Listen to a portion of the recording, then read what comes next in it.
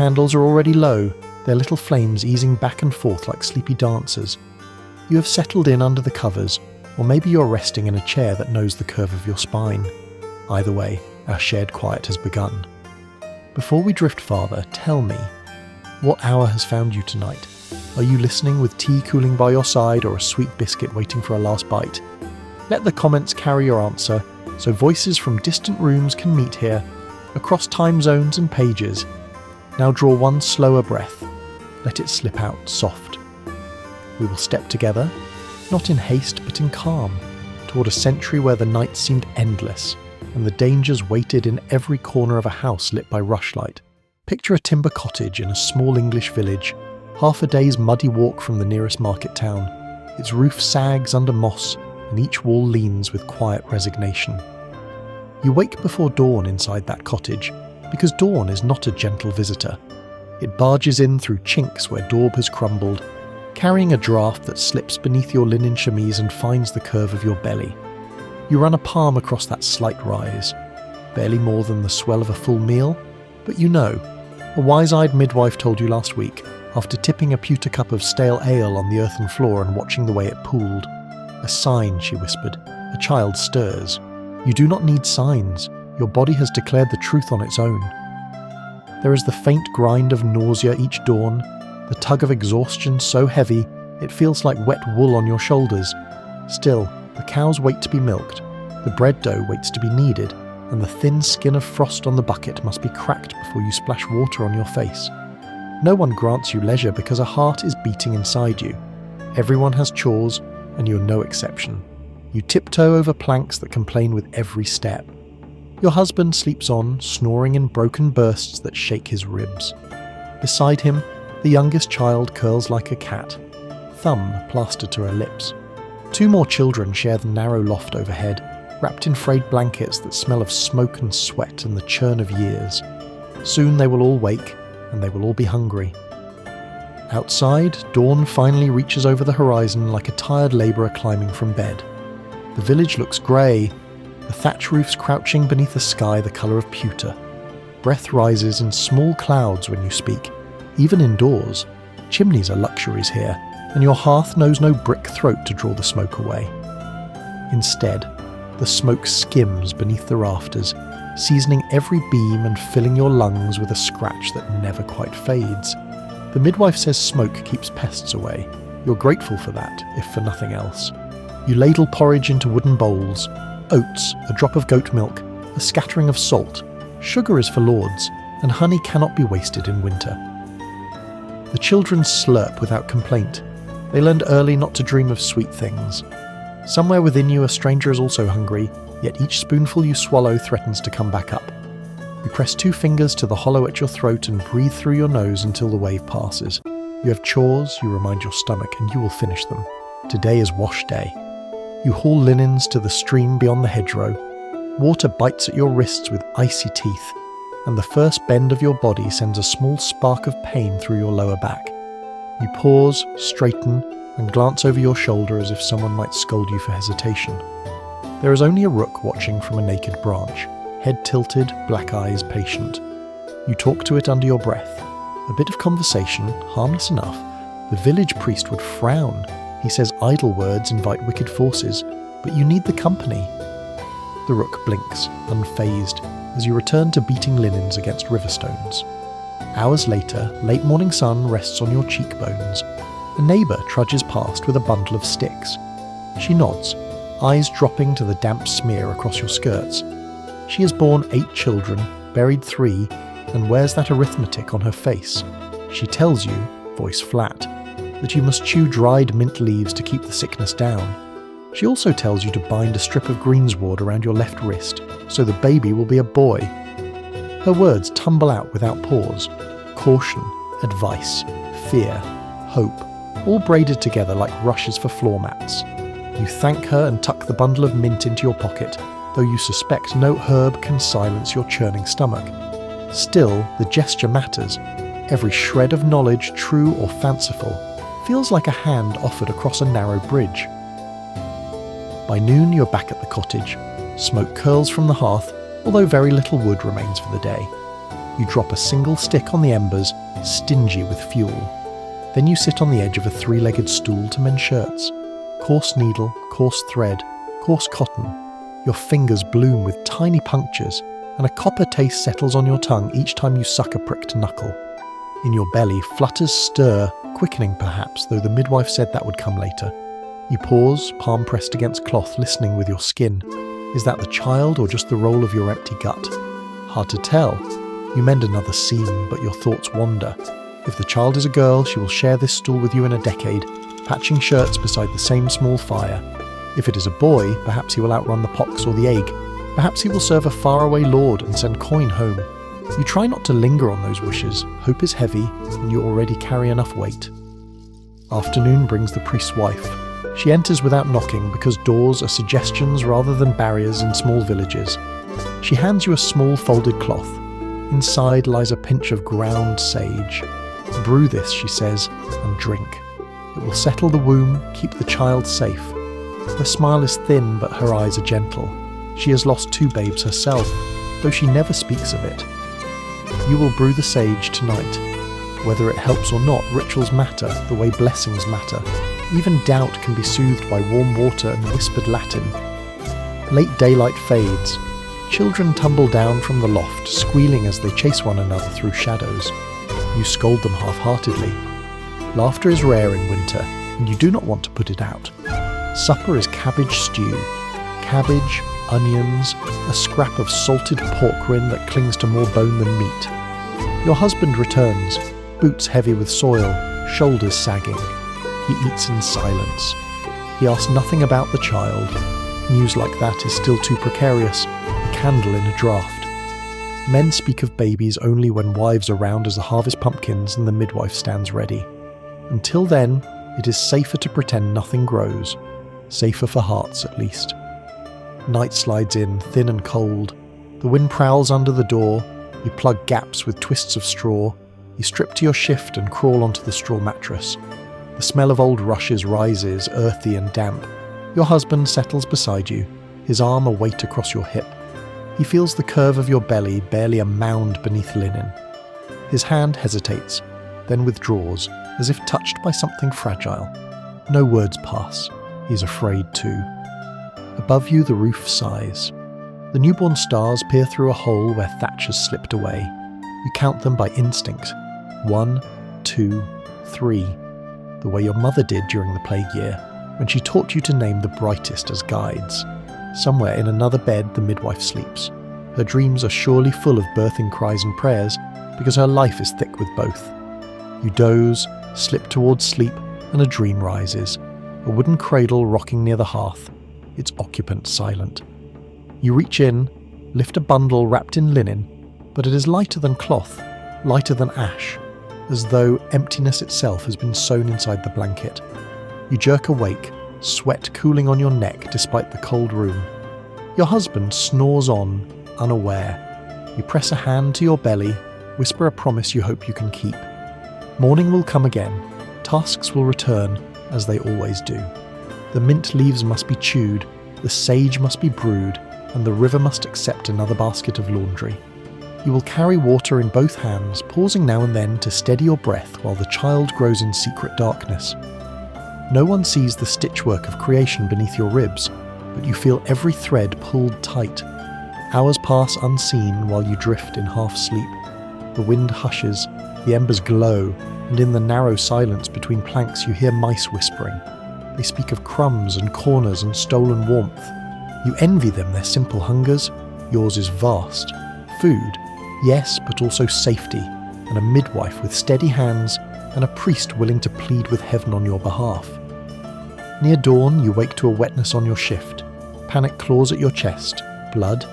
No, just a small leak of milk. Your body mapping its future, drawing lines you did not authorize. You press fabric to your breast and breathe, slow, slow. The child is still tiny. Milk must wait. Yet your body marches ahead, ignoring sense, rehearsing for the moment when a squalling mouth will replace your own reluctant hands. You dress in grey light. Knees ache, back throbs. You're barely 3 months along. The midwife said the worst risks linger now. Bleeding, fevers, Fickle fate. She cannot prevent them. Only watch. Heaven decides, she claims, though heaven seems busy and seldom answers letters from cottages. Still, you cross yourself, murmur a plea, and swallow the mint leaves. Bitter, sharp, they claw at your tongue. You gag, manage to keep them down. Victory is small, but small victories fill a day. Outside, frost coats the field like crushed glass. Your neighbour's rooster scolds the sky. Across the lane, a woman carries a woodload strapped to her shoulders, though she too shows a neat curve at her waist. Pregnant women do not rest. They bend, lift, scrub, sow, harvest. They do it until their bodies betray them, until knees buckle or blood-stained skirts. Then midwives gather, and neighbours press coins into the priest's palm, and men pace outside, helpless. You have watched that pattern since childhood. You never questioned it. Now it is your turn, and questioning swells in your throat like a storm cloud. Mid-morning brings a travelling peddler rattling down the lane. He carries ribbons, pins, tins of goose grease, small knives too dull for noble tables. He stops at each gate, offering trinkets in exchange for eggs or coin. You trade half a dozen eggs for a sliver of dried ginger. The midwife swears ginger eases queasy bellies. The taste burns, but it tames the royal inside you for a span of heartbeats, worth every shell. The peddler, seeing your shape, leans in. He tells of a herb woman 2 villages east who sells a powder said to guarantee safe birth. He claims she learned it from a Moorish physician centuries ago. He offers to fetch some for you, for a price. You thank him, shake your head. You have eggs, but you do not have silver. He shrugs, wheels squeak, and he trundles on. His story leaves a shadow in your mind. You wonder if a pinch of powder could truly turn away death. You will never know. That afternoon you mend again. Needle, thread, blood-pricked fingertips. The room spins once when you rise too quickly. You grip the table until the whirl settles. The children giggle outside, flicking mud at one another with sticks. Their shrieks grate your nerves, yet you smile all the same. Noise means life. Life means hope, even if hope is fragile as frost on a leaf. Evening descends with the smell of smoke and cabbage. You stir the pot, whisper a rhyme your mother taught you to keep broth from sticking. Your eldest girl hovers, eyes wide. She touches your belly, asks if the baby can hear her. You tell her, perhaps. She presses her ear against your skirt, listening, then declares she heard a knock, like a tiny fist on a door. You laugh. The sound surprises you. It has been days since laughter rose without effort. Your daughter beams, proud of her discovery. Night again. The cycle repeats. Straw mattress, stinging smoke, drafts that pick at your toes. The wind brings a scent of distant rain, though clouds carry more threat than promise in winter. You lie awake for a stretch, counting breaths. You think of the midwife's tales, charms sewn into swaddling cloths, prayers whispered over birthing stools, the soft thud of a stillborn child laid on cold boards. You think of women who screamed so hard their voices never returned, of fevered mothers who drifted away while babies mewed beside them. You have seen those shadows up close too many times. Sleep finally creeps in. Dreams colour the darkness. You stand in a meadow of bluebells beneath a warm sun, belly round, hands spread over the tight skin. A lark circles overhead, singing.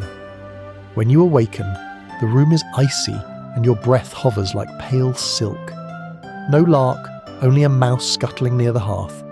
You turn over, pulling the wool blanket tight, and whisper that meadow back into being until your body relaxes. Days roll forward, stitched together by chores and nausea, by whispered gossip and distant church bells. Your belly rises, fingertips search for movement, and now and then the child answers. A flutter, a nudge, a tap. Each sign is both comfort and dread. Comfort because life abides. Dread because pain and risk creep closer with every moon. You have seen healthy women vanish into childbirth like ships swallowed by fog. Their names linger in the church register, but their laughter dissolves in memory. One dawn, blood streaks the linen when you scrub in the stream. You freeze, water dripping from your wrists, the river roaring louder in your ears than ever before. You press legs together, panic drilling through your chest. It is only a thread of blood, thinner than a hair, but it might be the first crack in a dam. You hurry home, clenching muscles, praying each step isn't the one that ends hope. The midwife arrives, hands smelling of rosemary and ash. She checks, frowns, nods, says bleedings happen, not all mean disaster. She gives you bed rest, though rest is more idea than reality. You swallow terror with every sip of broth, fight tears as you fold children's tunics and try not to imagine silence inside your womb. For 2 days, no more bleeding. Relief settles but cannot erase fear. You carry on, slower now. The midwife leaves a bundle of dried lavender beneath your straw pillow. Breathe this, she says, and dream of safe journeys. You do as told. The scent drifts through your sleep, weaving purple fields that sway beneath sunlit skies. Weeks slip by. Your belly swells like a harvest moon, pushing ribs apart, tugging skin tight. Clothes no longer fit. You fashion a crude band out of spare cloth, tying it under your breast to support the weight. Every step jars hips and spine. You waddle like a bargeman on shore leave, though you mock yourself kindly. A woman must laugh, or she will weep, and tears invite weakness, or so the midwife claims. Your husband, once silent, begins carving a cradle from alder wood. He works in the yard after supper, blade rasping, curls of pale timber falling at his feet. The children gather scraps, pretend to build tiny chairs for dolls made from rags. You watch from the doorway, arms wrapped around your girth, heart swelling as wildly as your belly. The cradle is rough, uneven, but sturdy. That is enough. One night near midsummer, thunder growls over distant hills. You lie awake listening while rain lashes the roof. Water slips through gaps, tapping your forehead. You shift, grunt, feel a sharp cramp. Another follows, stronger, wrapping your torso like a fist. Your husband wakes to your hiss of pain, eyes wide. He dashes for the midwife. You brace hands on knees, rocking through the waves that rise fast. Too fast, it feels. The midwife arrives, hair stuffed beneath a kerchief, breath short from running. She checks, nods grimly. The child is impatient. She sends your eldest to boil water, though boiling comforts the living more than helps the birth. Candles flicker. The cradle waits near the hearth, half painted, still smelling of sap. You grip the birthing stool's handles, moan into the smoke-tainted air, and pray to every saint who ever listened. Hours pass like centuries. Pain claws, releases, claws again. The midwife murmurs instructions, voice steady. At last, a final wrench tears a cry from your throat, and then a different cry fills the room, thin but fierce. A girl. The midwife wraps her in linen, lays her on your chest. Warm, damp, eyes squeezed shut. Your hands tremble around her, stunned by the weight, the life. You bleed. All women bleed. Yet your blood seems endless, dark and slick. Fatigue swallows thought. The midwife presses cloth, mutters prayers, searches her pouch for herbs. Your husband paces helpless. Somewhere in the haze, the infant's cry wobbles, then steadies. She lives. You cling to that sound even as vision narrows. The midwife's voice pulls you back. Drink. You swallow bitter liquid, throat protesting. Sleep tugs, but you keep eyes open, blinking against blur. You will not leave the child alone in this cold cottage. Hours later, dawn slips in, pale and shy. The storm is gone. Your husband snores in a chair. The midwife dozes near the dying fire. The baby stirs, seeking warmth. You guide her mouth to your breast. She latches with surprising strength. Pain lances through cracked skin, but joy follows. You breathe in her milky scent, the damp of her hair, the promise of everything. Outside, roosters call. Inside, you rest against straw pillows that itch your neck. Blood still seeps, but slower. The midwife wakes, checks, nods. You may yet outlive this day.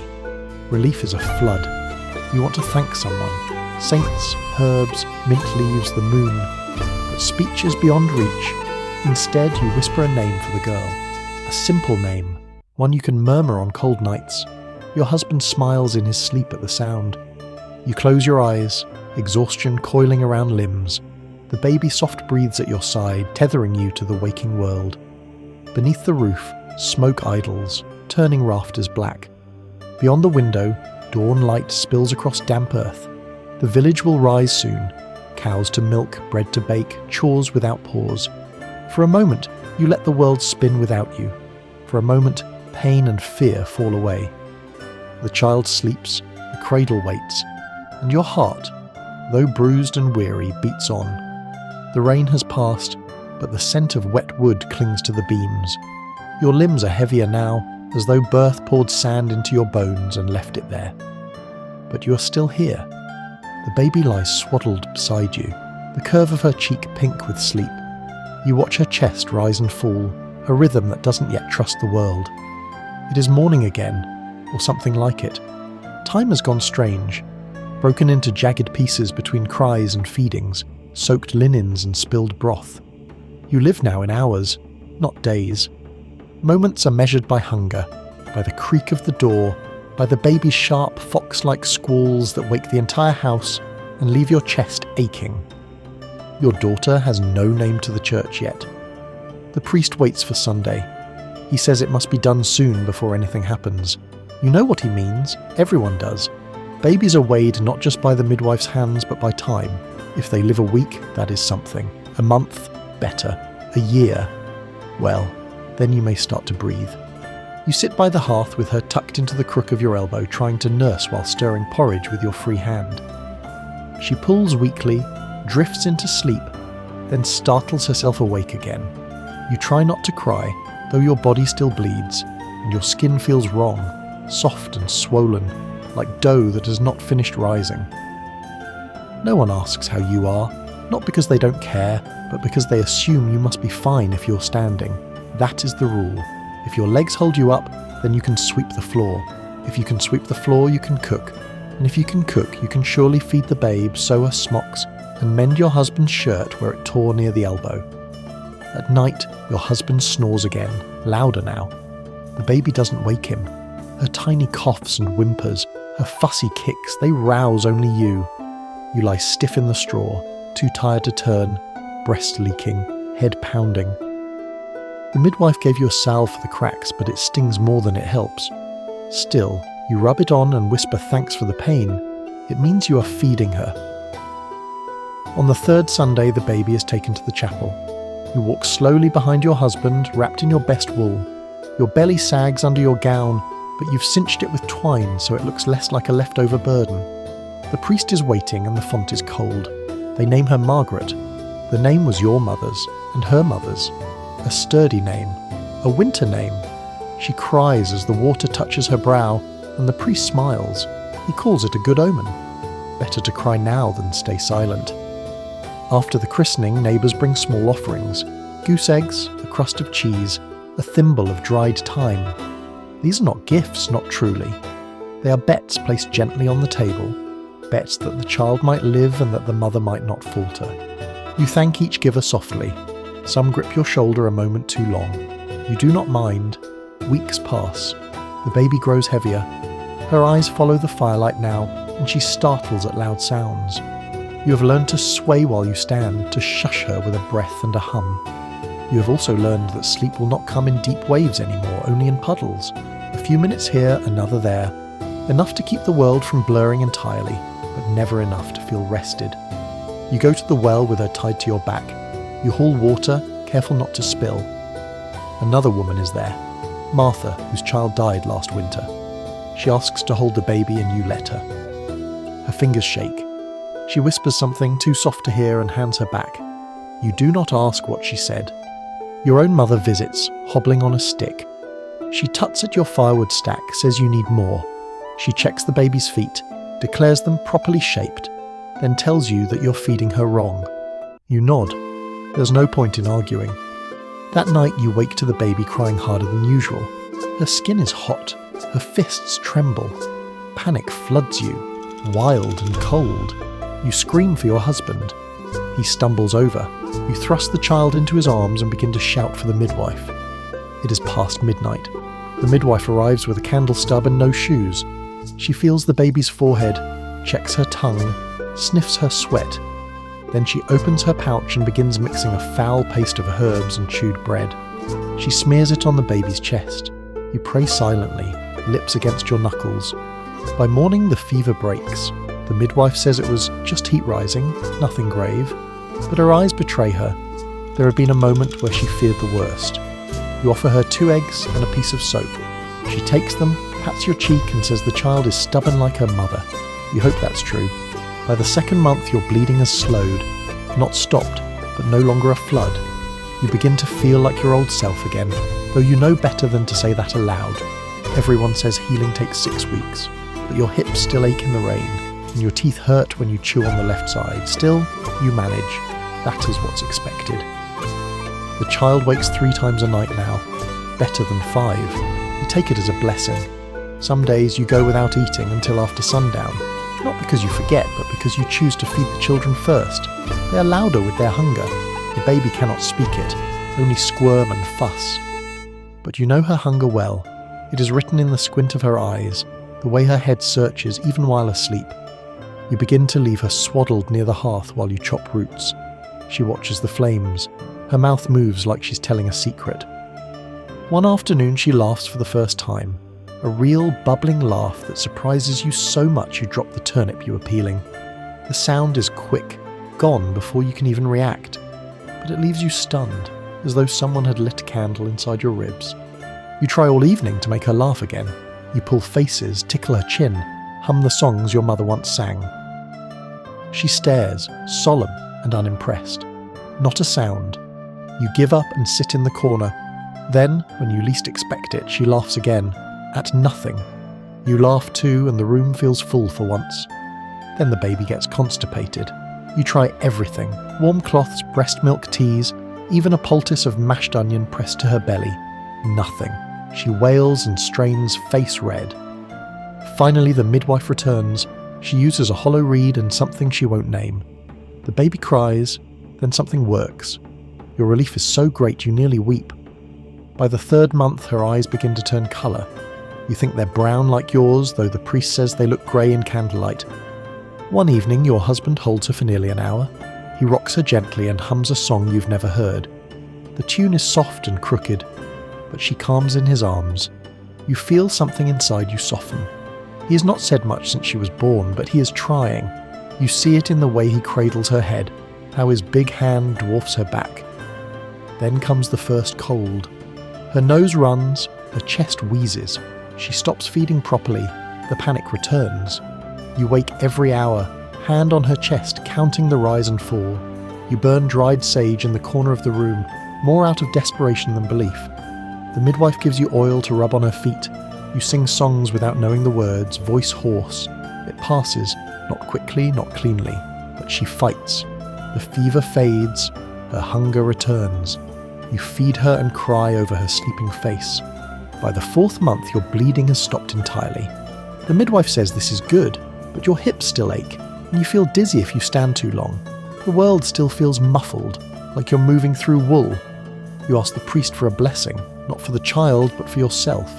He seems surprised, but agrees. He presses oil to your brow and murmurs words in Latin. You do not understand them, but the warmth is real. Margaret begins to roll in her sleep. She grunts when she cannot turn back. You place stones near the edge of her straw bed so she cannot fall. One morning, you find her on her back, legs flailing, mouth open in triumph. She laughs. You laugh with her. Your hair has begun to fall out. Long strands caught in the comb. You sweep them up and burn them in the hearth. Your mother said to do this so birds won't use it to line their nests.